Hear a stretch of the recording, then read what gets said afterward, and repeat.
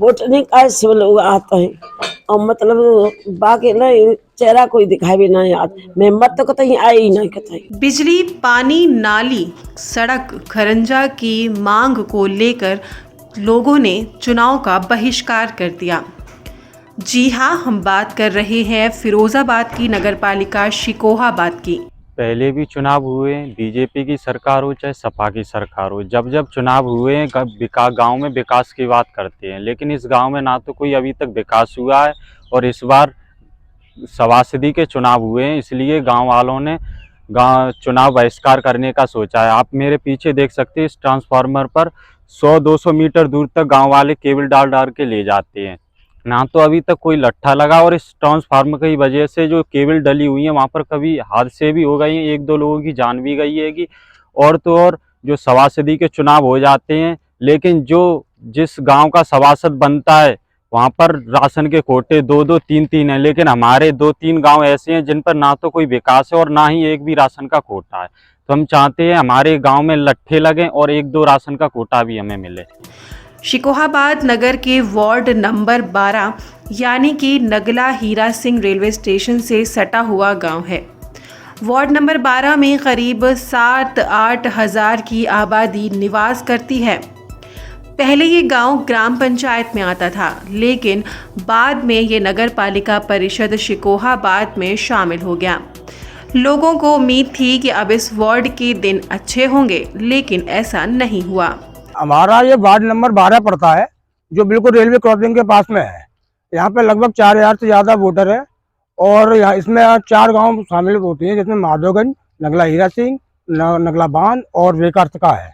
लगभग आधी वोटिंग इधर है। माधोगंज में 2000 की करीब वोटिंग है, 2000 की वोटिंग इधर है, जिसमें कि माधोगंज के प्रत्याशी हमेशा खड़े होते हैं और जीत जाते हैं। हमारी तरफ से जो प्रत्याशी अभी तक इलेक्शन जब लड़ते चले आए हैं, तो उन्हें वहाँ पर प्रचारित किया जाता है और हमारे वोटरों को वोट भी नहीं डालने देते हैं, जिसकी वजह से इधर विकास भी नहीं हो पाया बिल्कुल।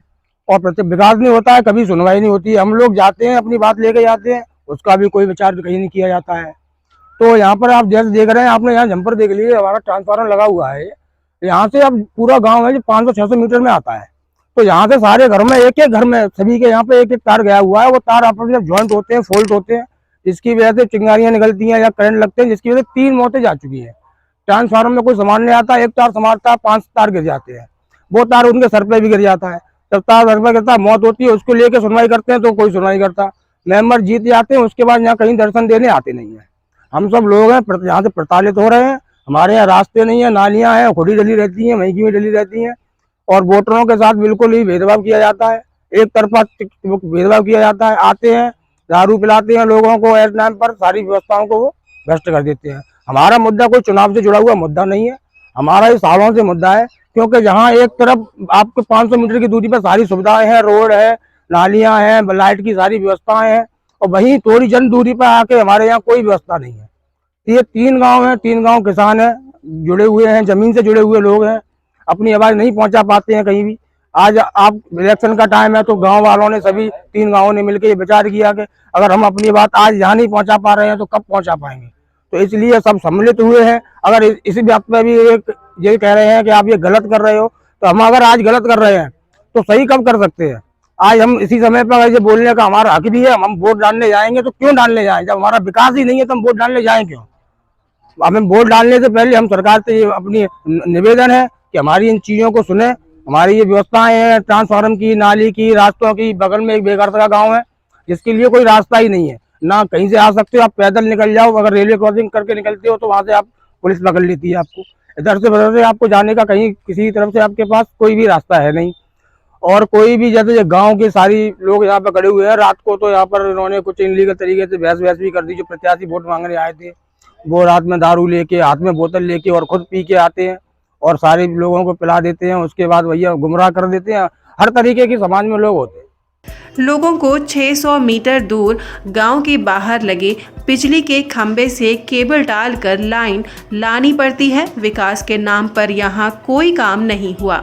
पानी के लिए लोगों को इधर उधर भटकना पड़ता है। पूरे गांव में मात्र 2 सरकारी नल हैं, नालियां टूटी पड़ी हैं। यहां पानी की पाइप लाइन डाली गई थी, उसमें टोटी नहीं लगाई गई, जिससे पानी की सबसे ज़्यादा बर्बादी होती है। इन सभी समस्याओं को लेकर आज ग्रामीणों ने चुनाव का बहिष्कार कर दिया। समस्या है गांव में, लट्ठे नहीं है, पानी नहीं है, बिजली नहीं है, नाली नहीं है, खरंजे नहीं है। वोट हम किसको दें? अब हम चेयरमैन को जानते भी नहीं है। वोट मांगने आते हैं, बस उतना ही चेहरा दिखाते हैं, फिर कोई लौट के आता नहीं है। बताओ क्या करें? अब क्या इरादा है? अब का वोट ना मिलेंगे। अब वोट नहीं देंगे। जब मेरे गांव में लट्ठे हो जाएंगे, सुविधे हो जाएंगे, मैं वोट दे देंगे। उनका कहना है कि जब तक गांव में ये सभी सुविधाएं नहीं होंगी तब तक कोई व्यक्ति मतदान नहीं करने जाएगा। अरे नाराज थी इसलिए बिजली का कोई सुविधा नहीं है, न नाली की है, न खरंजा की है। जब उनसे कहा तो लखनऊ से हमने रिपोर्ट करवाई तो उन्होंने कहा मेरे पास पैसा नहीं है। अब भाई पैसा कहाँ से आएगा? पैसा पब्लिक तो देगा ही नहीं, सरकार ही पैसा देती है। ग्रामीणों का कहना है कि अभी जो सपा की मुमताज बेगम चेयरमैन हैं, उन्होंने गांव की ओर कभी मुड़कर नहीं देखा। मुझे तो ये लगता है मेरा गांव उत्तर प्रदेश में है ही नहीं, क्योंकि यहाँ की समस्या सबसे बड़ी है लाइट की। लाइट से कई लोग एक्सपायर हो गए हैं। अब यहाँ पे कोई सीनियर सिटीजन तो आएगा नहीं लट्ठे के पास लाइट सी करने के लिए, क्योंकि उन्हें तो छूने से भी डर लगता है। वो अपना फ़ोन उठाएंगे, उन्हें फ़ोन हो गए, उन्हें में डर लगता है, पता नहीं इसमें करंट है। तो यहाँ की लाइट की सबसे बड़ी समस्या है, जिससे बोलो 1 महीने में कर देंगे, 15 दिन में कर देंगे, यही होता चला आ रहा है। 5 साल में कम से कम 50 लोग एक्सपायर हो जाते हैं, यही होता चला आ रहा है हमेशा। अब की बार बोल रहे हैं कि अब की बार कर देंगे, फिर हो जाएंगे 50 खत्म, यही होता रहेगा, गांव खत्म हो जाएगा एक बार। कौन चेयरमैन था? किसने अभी तक काम नहीं किया? चेयरमैन कौन नहीं रहा है अब तक, सब रहे हैं। अब्दुल वाहिद अभी आए थे, वो भी 5 साल रह चुके, उनसे पहले और थे। लेकिन बस ये गांव उत्तर प्रदेश में नहीं है, इसको तो ये बोल देते हैं ये गांव हमारे लिए बंजर है। हाँ, ये समस्या है। अब आप बताओ क्या करें, जिए या मरे? अपने वोट पे तो अपना अधिकार है। हमारा मतलब ये है कि धारा 144 चल रही है, अब अपने घर में रह के विरोध कर सकते हैं, हम वोट डालने नहीं जाएंगे। चुनाव के समय ही वो वोट मांगने आई थी, तब से आज तक उनके दर्शन नहीं हुए। समस्या इतनी बेजोड़ है कि 700 मीटर से हम बिजली का तार जोड़ के लाते हैं, शाम को टूट जाते हैं। और विधायक और चेयरमैन आज तक इस गांव में कोई नहीं आया, कतई कोई नहीं आया देखने के लिए। चुनाव के टाइम पे आते, पौवा बांटते और कुछ नहीं होता है जी। और बोलो साहब, और क्या बोले? राशन के लिए हमको पक्के तलाए में जाना पड़ता है। डीलर 3 बार लौटाता है, 4थी बार गल्ला देता है। 60 रुपया किराए में जाते हैं मेरे। इस समय हम मौजूद हैं सिकोहाबाद नगर पालिका की ये जगह है और इसका गांव का नाम है नगला हीरा सिंह। बिजली, पानी, सड़क, ये लोगों की मूलभूत समस्याएं यहाँ बनी हुई हैं। चुनाव बहिष्कार को लेकर यहाँ गांव के बाहर एक बोर्ड लगाया गया था, जिसे रात में पुलिस वाले उखाड़ ले गए।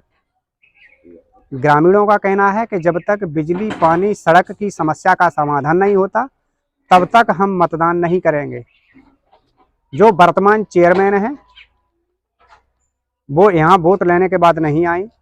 जो वर्तमान सपा के विधायक हैं डॉक्टर मुकेश वर्मा, वो भी यहाँ नहीं आए। लोगों की पीड़ा है कि यहाँ कोई अगर हादसा भी हो जाता है तब भी ये लोग यहाँ मुड़कर नहीं देखते।